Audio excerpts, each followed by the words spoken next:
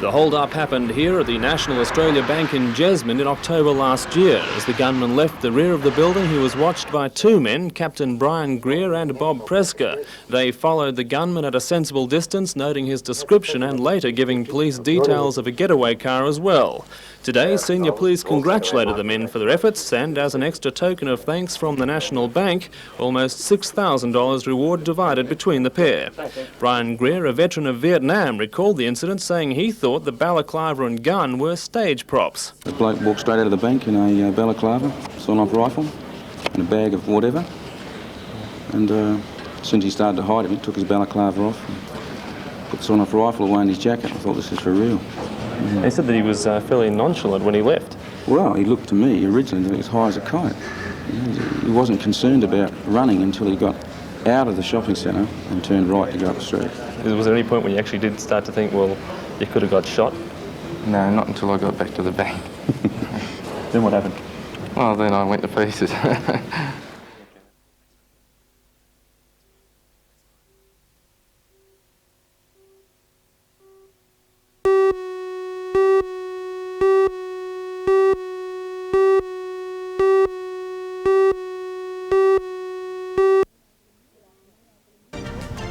Good afternoon, I'm Belinda Borissow. The NBN Telethon Trust has donated more than $1.5 million to establish Australia's first chair of cancer research here at the Newcastle University. As a result, the university is starting to look for the best cancer researcher in the world. For all the news, join us tonight at 6.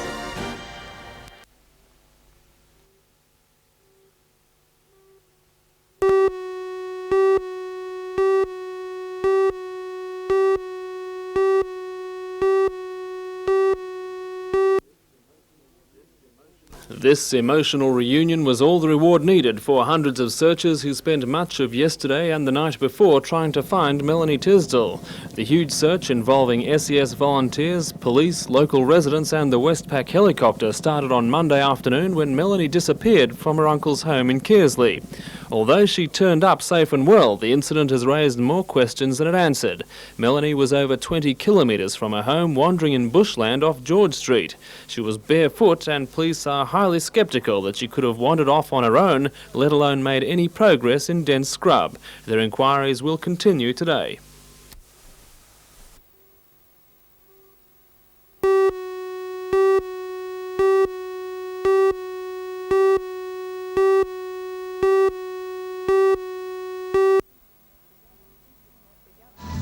The young entrants in Model for Life come from throughout the Hunter region and are contesting 3 different categories for models aged 3 to 28.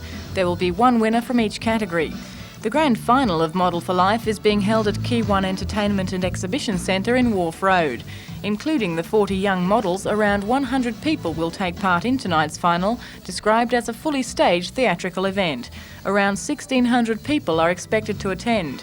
International fashions will be displayed by Royden Rhodes and Bernard Hammerman Furs, while a new collection from designer Jean Bars will be previewed with 30 models on the catwalk. Entertainer Ray Burgess is opening the show, backed by Jab in their last performance together. Other highlights will include the Crazy Horse Dancers and a hair design segment from Headliners. Organisers hope to raise $15,000 from the night to assist Hunter Life.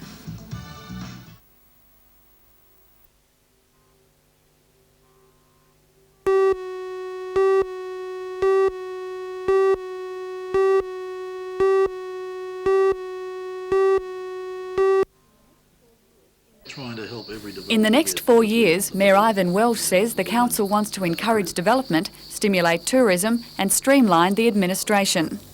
To this end, at Monday night's council meeting, a plan was outlined to improve the procedure for assessing development applications. In the past, applications were handled by the Development Control Unit. It has been disbanded. Instead, applications up to the value of $500,000 will now be looked after by the various department heads. Developments over that value will go before a new group, made up of Gary Oakey from Town Planning, David Hale from Engineering, Greg Murphy from Health and Building, and Gary Davies from Administration. They will liaise with the developer, smoothing the application through the approval process. Alderman Welsh is confident the new procedure will speed up the assessment process and encourage more developers to the region. We're trying to help every developer, yes, because we want the development. Now, we won't approve everything, of course, but we will develop as much as we can to get the unemployment down. The Mayor says over the past 6 weeks, word of the new scheme has spread. The council has had expressions of interest from developers whose projects have a combined value of more than $500 million.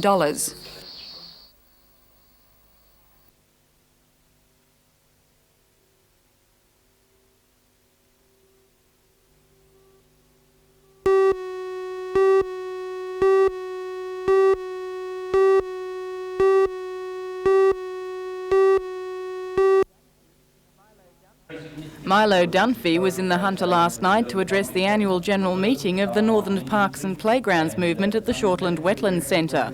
While here, he saw the harbour foreshore development and was displeased. Mr Dunphy was an architect for 20 years and says new buildings along the foreshore block scenic views. And then they proceed to build a tower to get the view. Now, you used to be able to get the view right along ground level as a pedestrian. I think that ground level view ought to be maintained. Then as you proceed further out towards Nobbies, you find you're amongst a whole area of flat grass lawns, concrete curb and guttering, bitumen and isolated trees in these flat grass lawns. Now that's the lowest level of municipal engineering landscape that can be produced these days, and that marvellous historic site, that very scenic site, deserves something much better than that. During his visit, Mr Dunphy also discussed strategies to defend existing parkland areas and obtain new ones. He says parks will be improved when the public plays a greater role in their development. It's quite obvious, looking at Lake Macquarie, that there's a sort of an ad hoc series of developments going on around the lake, and soon you won't have any publicly owned foreshore except a few tiny parks. What is needed in Lake Macquarie is for the government to seize the situation now, or maybe the community groups have to persuade the government to do it. I think that's probably what will happen, and put forward a Lake Macquarie National Park plan in the same way as we have a Sydney Harbour National Park. It won't be continuous, it will be a number of isolated discrete elements, but it can be a very good park, and it can restore a lot of the, or make a lot of the foreshore usable by the public.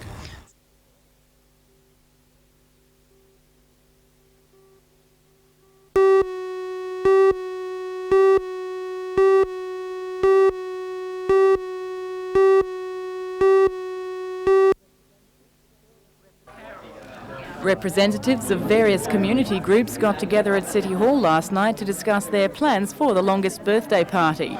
More than 10,000 people are expected to take part in the event, to be staged between noon and 6 p.m. on January the 24th. Organisers hope 20,000 people will attend the party, to be held along the harbour foreshore and at Newcastle's beaches. It will span all the way from Merriweather Street via Newcastle and Nobbies beaches, ending in King Edward Park. Party entertainment will include ethnic dancers, singers and musicians, marching girls, brass bands, a Scouts and Guides jamboree, carnival rides, a sports stage and a beach concert. A special reunion is also planned for families related to people on the First Fleet, and 2,000 invitations are being sent out to get a large gathering of people with the surname Smith.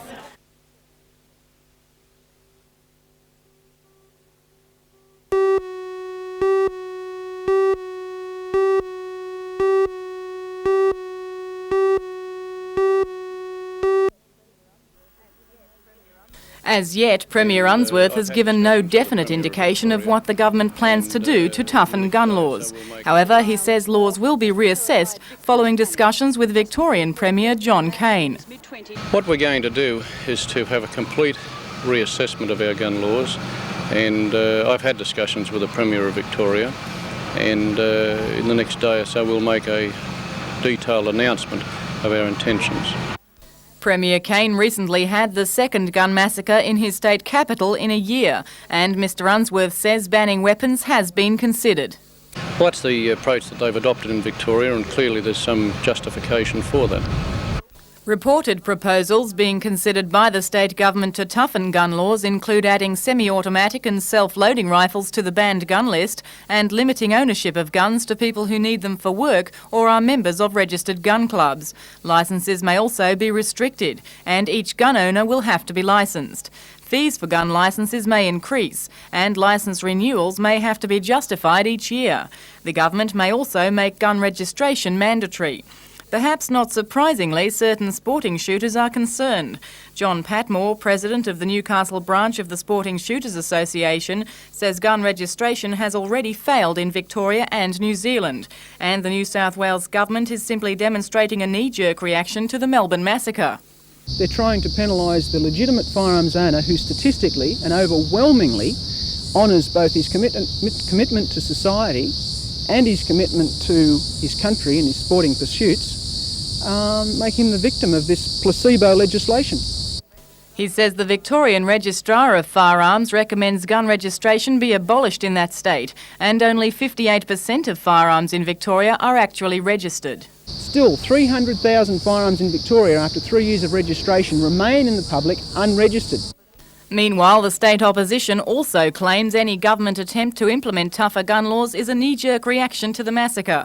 Opposition leader Nick Greiner says a large part of expected government proposals are contained in amendments made to legislation 2 years ago but were never proclaimed.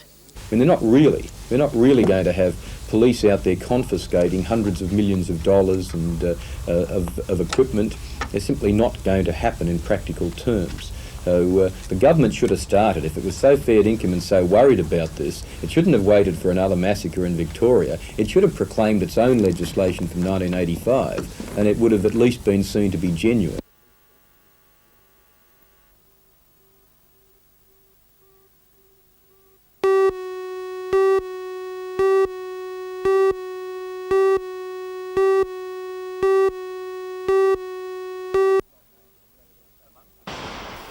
Amongst the top-named competitors taking part are David Woods of Arcadia Vale, Robert Goff of Hobart and Chris Lawrence and Mark Carver of the Central Coast. Competition classes for the regatta include construction, production and windsurfer. Prizes are awarded for first, second and third in each class and for the highest placed female and veteran in each class. The highlight of tomorrow's competition at Terrigal will be the 20-kilometre Coca-Cola Marathon, which carries $1,000 in prize money.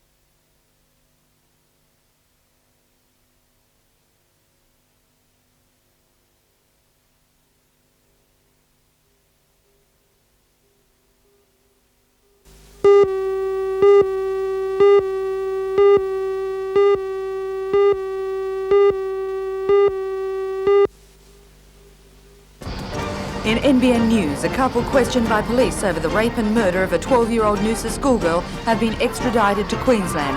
The two appeared in Wyong Court this morning on charges relating to another assault. For all the news, join us tonight at 6.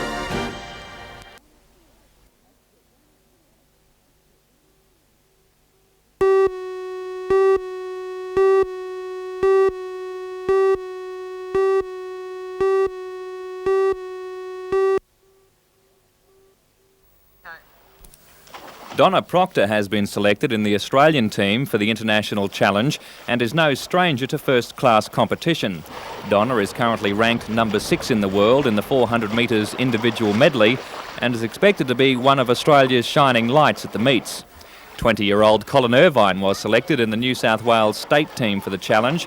He's currently Australia's number 3 backstroker. Also qualifying for the competition is Craig Botcher, who is making a comeback to top-level swimming after injury. Before he had to drop out of the Australian Institute of Sport 18 months ago, the 19-year-old was the nation's number 2 medley swimmer. And finally, Kajan Singh of India, who trains in Newcastle, is world ranked in the 200 metres butterfly. Recently, he became the first Indian swimmer to win a medal at the Asian Games. All three men have been lucky to make the 3 international challenge swims thanks to sport medicine company Alka-Self, which has donated $1,900 in sponsorship to cover airfares and accommodation. Coach of the 4, Eric Arnold, says they have all been training hard and should do well against the internationals. This is the best team that I've ever had, and these 4 young swimmers are giving me great delight, and they look like they could do Newcastle a great honour being able to represent their country.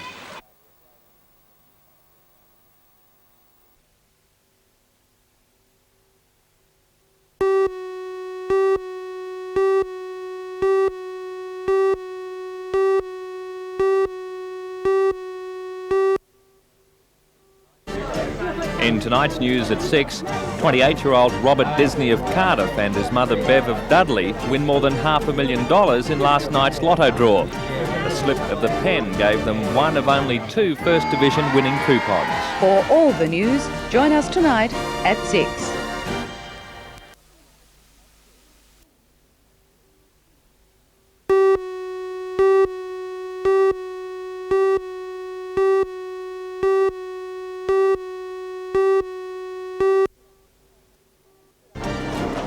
Good afternoon, I'm Belinda Borisow.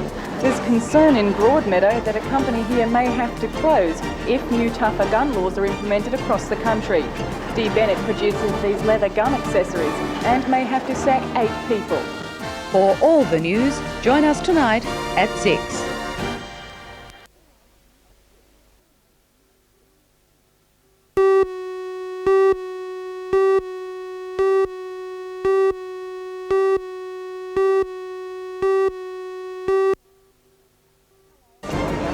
Hello, I'm Jane Button. Tonight I'll be reporting on a new $37 million roof tiling plant at Doyalson. Today, the first new batch of tiles left the factory. For all the news, join us tonight at 6.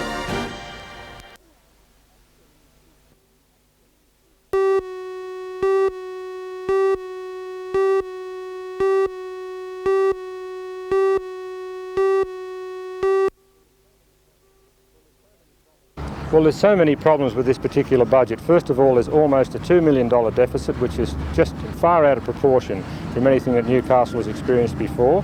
There are savage cuts in relation to road construction and road works and park maintenance. Those cuts are dramatic. Now, they're being put in place in the idea of bringing in some capital works, and I really think that some of that is just playing games with the figures, because when you're looking at a deficit of that much, I don't believe that we can sustain the expenditure that they hope to sustain. Well, for a start, there's not a huge deficit at all. There's a budget deficit which we are quite well able to handle, and it's not relevant for the present discussions anyway. What I'm so annoyed about is the absolute waste of time of this motion. It's a budget that's designed to make things look as though there'll be a lot of capital works next year, and I don't think that it's realistic to achieve that. So then one must ask, why have they framed such a budget, and why is such a budget being supported? And I think the only answer really is that it's designed to make the Labor Party look good as far as Newcastle is concerned for the forthcoming election, which is going to be early next year, as we know. Council will be different, that's all it is. I believe that our initiatives program is a first-class document, and we won't suffer in any way. We'll get major benefits. You've got to live within your means, and if they're the constraints, well, good management dictates that you live within your means. What's being sought here is to live beyond our means, and in fact it's being put to the community that can be done, and I really don't believe it can be done. I say it can't be done. We are, I believe, the lowest capital to debt ratio council in the state of New South Wales. We're not in any way exposed on those things. We put $1.25 million into the regional museum. We've had that money repaid to us. That's all we're talking about. And the whole thing is heading to a point whereby the Council of Newcastle could be in a financial straits and difficulties during the next term, and I don't want to see that happen. Do you think the rescission motion is a fair move? Oh, absolutely not. It's an absolute humbug. It's a waste of time, and it's something that could seriously damage the council.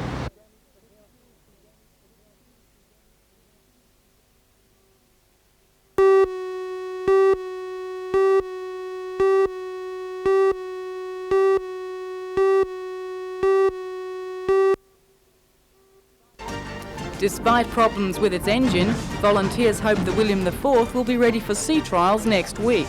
Until then, it won't be known how the engine will perform with the ship's paddles. For all the news, join us tonight at 6.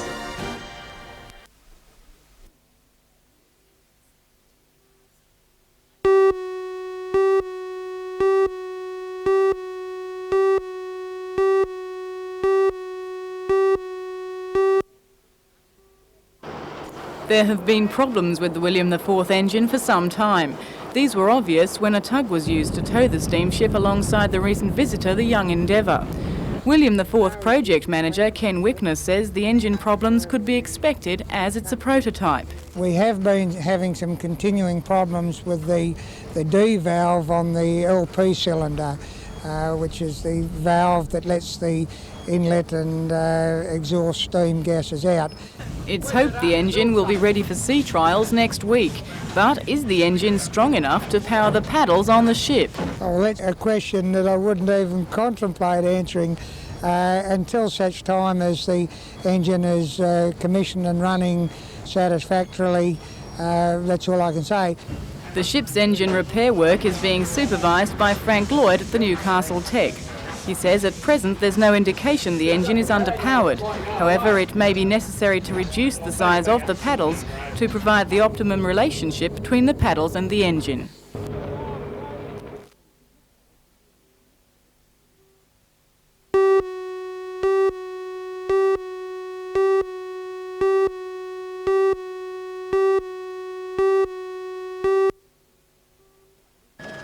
A new ship became a major priority with the grounding of the 26-year-old Nella Dan on Macquarie Island a couple of weeks ago.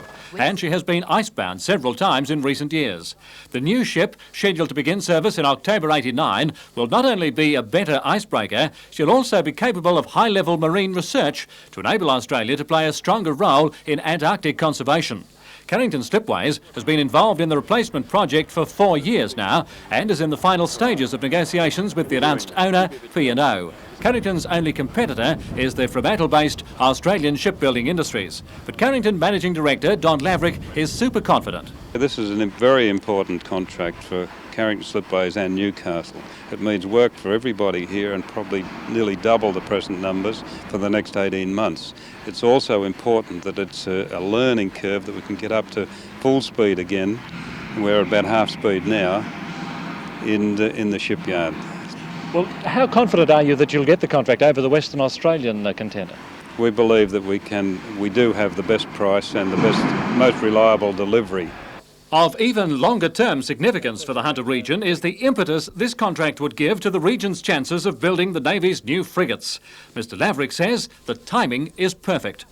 We'll be up to full speed by the time we finish this ship in September '89, which is about when the Anzac contract will be announced, so it'll be very, very significant. We'll be really going by then. The federal member for Newcastle, Alan Morris, was quick to react to Senator Richardson's announcement of an Australian Antarctic research vessel. Mr Morris today sent letters to the Senator and Premier Unsworth pushing our case, and to the community at large urging Newcastle to get behind the project for the good of the region. These skills, productivity, industrial relations, management can demonstrate to the Navy during construction how they would build frigates. Now, whether that's at Carrington or at the other consortium, I don't want to buy into, but it's being done here. It's demonstrating Newcastle, Hunter Valley skills and competence, and I think that will make us make our chances for the frigate much more viable, because we can demonstrate what we can do rather than trying to explain it.